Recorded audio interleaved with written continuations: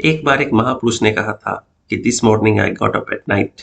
तो उसी का पालन करते हुए मैंने इस ब्लॉग की शुरुआत की है, दिन से नहीं बल्कि रात से, और हाका नूडल्स खाते हुए। फिर रात के खाने के बाद मैं टहलने निकल जाता हूँ, जहाँ पर 3 अंकल लोग बैठ के बड़ी ही गुप्त योजना बना रहे थे। फिर अगले दिन मैं ऑफिस जाता हूँ और ऑफिस जाकर दिन भर मैं काम करता हूँ। फिर ऑफिस से लौटने के बाद मैं वाटरमेलन जूस पीता हूँ। जूस पीने के बाद मैं सोचता हूँ कि जब इतना खर्चा हो ही गया है तो क्यों ना मैं अपने लिए एक आइसक्रीम भी ऑर्डर कर ही दूं।